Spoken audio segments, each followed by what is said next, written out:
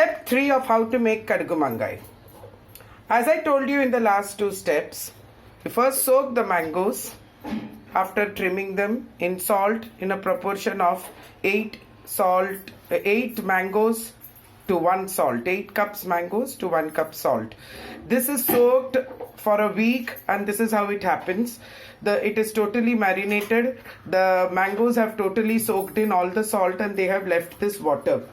So what we do in step 2 is that we take 8 cups of salt and 3/4 cup chili powder and soak it overnight. I told you that in step 2. Now in step 3, we take the soaked chili powder and we put it in the mixer. We put it so that, why do we soak this chili powder? We soak it so that it is able to absorb, the chili powder is able to absorb all the salt water, and while we taste the pickle, the chili powder will not stand out alone. It will be a mixture of both.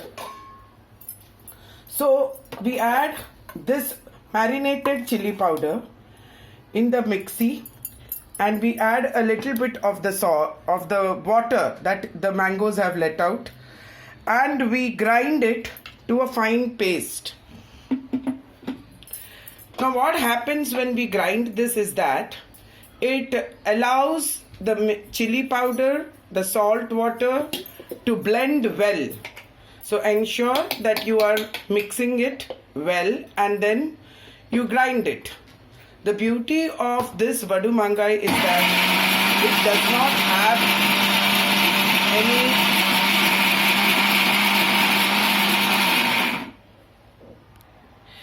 not have any oil. We mix it once more.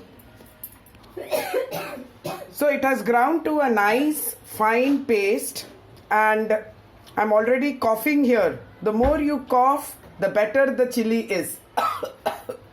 That is the beauty of chili in pickles. Now we take this ground paste and we add it to the soaked marinated mangoes. Wow, what a consistency. This is how it should be. The thicker the syrup, the better the pickle would be. Now we do this till the entire paste is ground, and then we move on to grinding the mustard powder. I now have mixed the ground chili marinated over the salt water let out by the mangoes. I have mixed it with the mangoes. Now over to mixing the mustard powder. The same way, the mustard powder has been soaked in the marinated water overnight.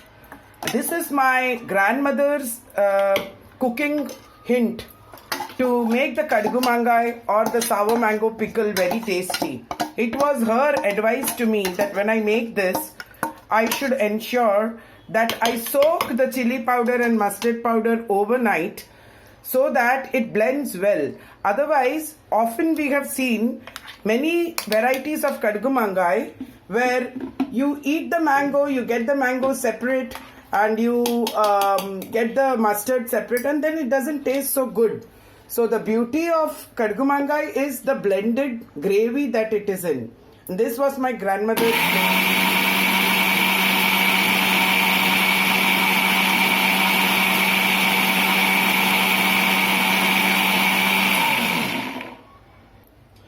Now it is ready, and we take out this lovely golden yellow mustard blended gravy. Wow, mustard has its own taste, you know. In Tamil, mustard is called Kadugu, and that is why the name Kadugu Maangai. Many people in South also call it Vadu Maangai. Whatever it is known as, the taste is superb. Well, here we put it, and this is the beauty of Kadugu Maangai, the golden yellow and the red chili. And now we mix it well. Kadugu Maangai tastes best when you allow it to marinate in the blend of chili and mustard for more than 2 months.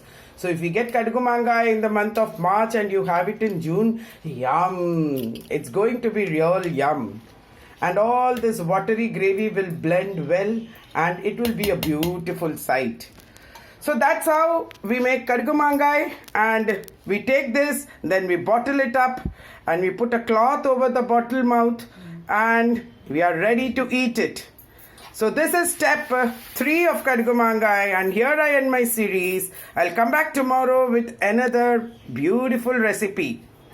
Bye bye, tata.